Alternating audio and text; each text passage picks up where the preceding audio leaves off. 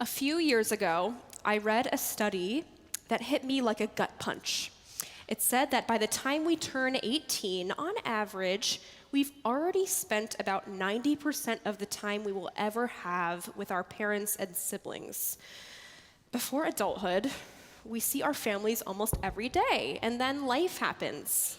College, careers, new relationships, and distance. Weekly visits become monthly. Monthly becomes a few times a year. And suddenly, time with the people who formed us becomes precious and finite.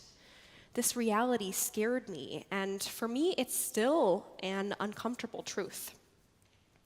When you look beyond the drama and the thunder and lightning of the 10 Commandments being given at Sinai, this parsha concerns itself primarily with family matters and urges us to prioritize family and the peace that comes with working on our own relationships with our parents, our in-laws, our spouses, and our kids.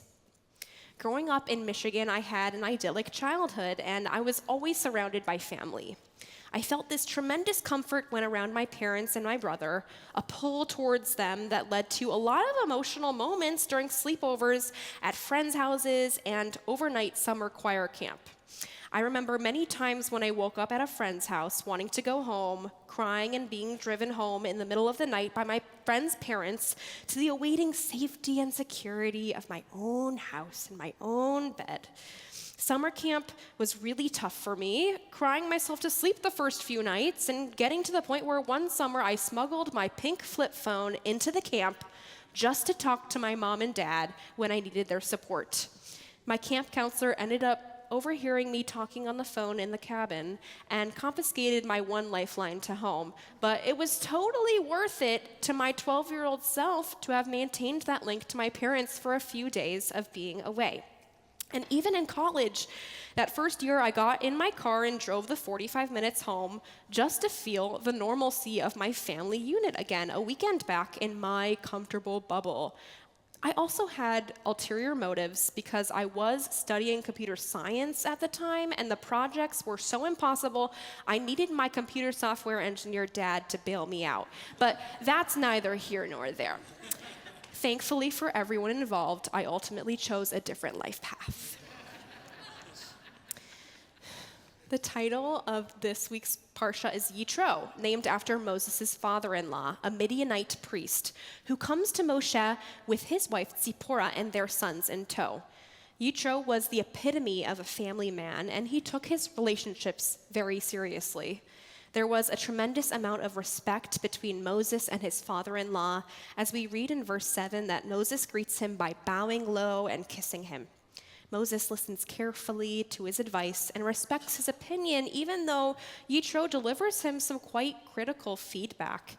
And the respect was returned to Moses as he rejoices in his son-in-law's successes and remarks how wonderful it is that God has shown kindness to Israel, delivering them from Egypt. He even makes a ritual sacrifice to God, honoring his commitment to Moses and the Israelite people, even though he was not truly a member of the tribe. Not only did Jethro bring Moses' family to his side for nourishment of his soul, he came bringing words of advice that would go on to fundamentally change the structure of Israelite leadership. He knew that what Moses needed in a time of high stress and high burdens was his family by his side and a new system of delegation of tasks that would create chiefs to rule over smaller groups within their community. Jethro was essentially reminding him of a concept we now know to be called work-life balance, and how that balance can impact our well-being and our souls if it is tipped to one side or the other. Moses, we learn in this parsha, was not very good at work-life balance. He was kind of a workaholic, going all in 100% of the time, serving his people. And now I don't blame Moses too much for this approach. Us clergy are pretty bad at this concept as well, but we can take a page out of Jethro's book to remedy this potential imbalance of priorities. So when Jethro observed Moses sitting as magistrate the entire day, he exclaimed, "What is this thing that you are doing to the people? Why do you act alone while all the people stand about you from morning until evening? Jethro is not only suggesting that this is hurtful to Moses himself because of the burden he's taking on, he's also implying that by taking on too much, the people who he is intending to serve are actually negatively impacted, standing from morning all the way until evening just to get help. The 10 Commandments, given later in this parsha, also affirm Jethro's message of balance. We know by now that the Torah says work is a mandated part of our covenant with God, and the 10 Commandments remind us that we must labor 6 days of every week. But in the same breath, God also gives us mandated rest. 6 days you shall labor and do all your work, but the 7th day is a Sabbath of the eternal your God. You shall not do any work. We can't skirt our responsibilities and obligations, but we can carve out time for rest, for family time, for cultivating that bubble of comfort we typically refer to as home. Another commandment instructs us to honor our parents, which I see as a broader category of honoring our families with our time, our effort, our love, and respect. For when we take away the work, we need to be proud of what we've cultivated outside of that boundary.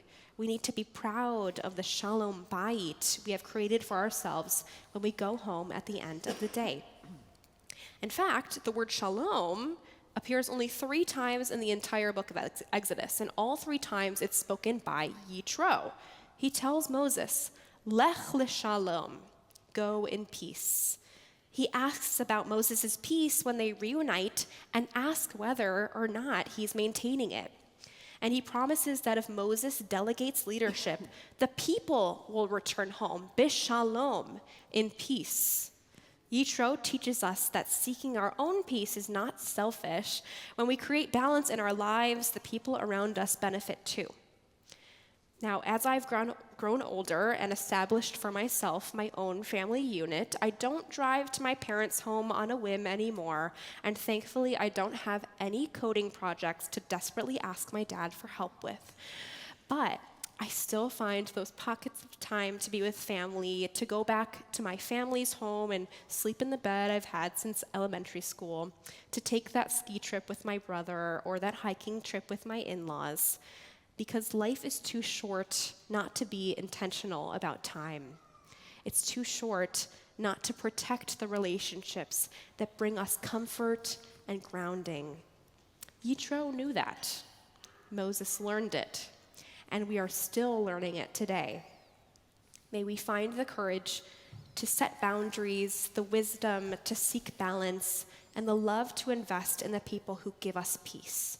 And may that pursuit bring shalom to our homes, our work, and our lives. Shabbat shalom.